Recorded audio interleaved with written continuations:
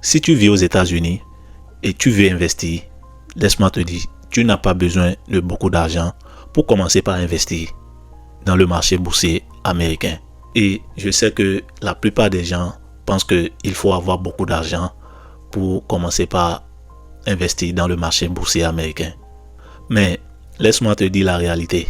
La réalité, c'est que même avec des petites sommes, si tu investis sur le marché boursier américain et tu laisses ça pendant longtemps et tu es constant, tu vas être surpris à long terme ce que tu vas trouver si tu restes vraiment constant. Dans cette vidéo, je vais te montrer pourquoi beaucoup de gens sous-estiment la puissance de l'investissement dans le marché boursier américain et comment, en investissant, même si c'est une petite somme dans ce marché boursier américain, ton argent peut grandir au fil du temps grâce aux intérêts composés. Il y a plusieurs personnes qui regardent cette vidéo maintenant qui veulent investir dans le marché boursier américain.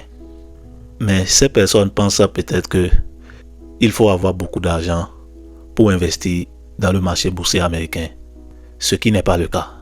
Et qu'est-ce que ces personnes font? C'est que en pensant qu'il faut avoir beaucoup d'argent, ils attendent, ils continuent d'épargner et peut-être ils veulent mettre beaucoup d'argent dans le marché boursier américain. C'est bon quand tu mets de l'argent assez dans le marché boursier américain, mais ce que ces gens ignorent, c'est le temps que ton argent prend sur le marché boursier américain. Plus ton argent reste longtemps sur le marché boursier américain, plus ton argent a la chance de grandir. Quand tu investis, ton argent a la chance de générer des rendements. Les rendements que ton argent en produit vont aussi générer des rendements. C'est ce qu'on appelle les intérêts composés. Et avec le temps, c'est comme ça, ton argent commence par générer rapidement plus d'argent. Laisse-moi te donner un exemple très simple. Prenons l'exemple de deux personnes qui ont 35 ans chacun. Et ces deux personnes ont $1000 chacun.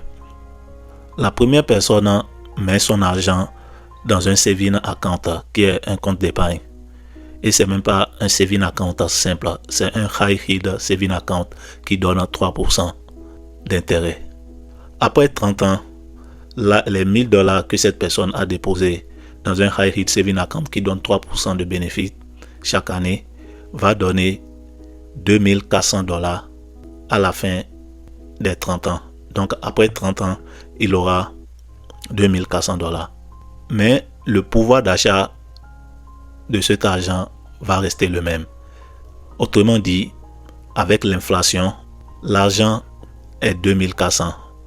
L'argent que la personne a, c'est 2400. Mais après 30 ans, les 2400 auront la même valeur que les $1000 que cette personne avait mis 30 ans de cela. Ça veut dire que 2400 peut seulement acheter quelque chose que $1000 pouvaient acheter dans le temps.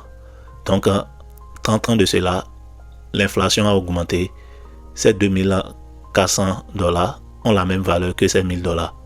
Bien vrai, c'est beaucoup d'argent parce que dans 30 ans maintenant, peut-être ce qu'on achète à $1000, on va peut-être acheter ça à 2400. C'est ce que ça veut dire.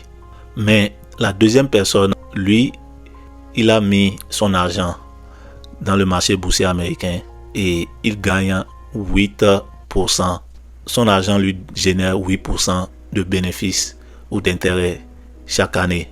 Donc après 30 ans, lui, il aura près de 10 000 ou bien plus de $10 000 après 30 ans.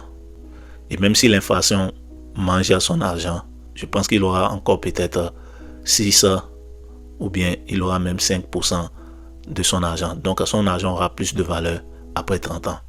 Donc voici ce que investir te donne par rapport à épargner de l'argent.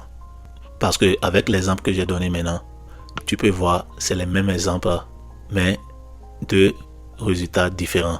Et toi aussi, si tu vois lequel tu veux, dis-moi, mets-moi ça dans les commentaires, lequel tu veux parmi investir et avoir 2400 qui aura une valeur de $1000 dans 30 ans, ou tu veux avoir $10 000 avec tes $1000 que tu as investi aujourd'hui. Et si je dis 1000 $, tu vas dire peut-être 1000 $, 10 000 $ dans 30 ans, c'est petit. Ça veut dire que plus tu investis, plus tu auras.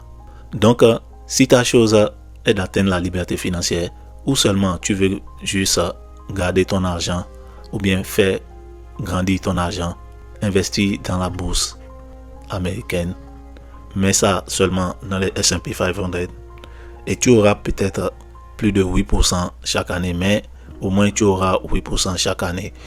Il y aura des moments où peut-être il va y avoir inflation, ton argent va diminuer, mais je peux te garantir que ça ne dure pas, ça va repartir. C'est pourquoi investir, c'est à long terme.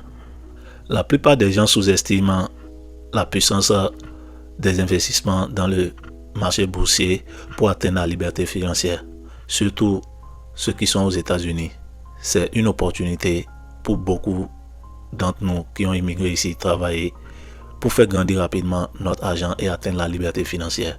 Mais la plupart du temps, la majorité d'entre nous, on laisse passer cette opportunité et on se contente seulement de mettre notre argent dans les constructions ou soit dans les saving accounts qui ne nous donnent rien. Juste on met cet argent là et au fil du temps, ça perd de la valeur.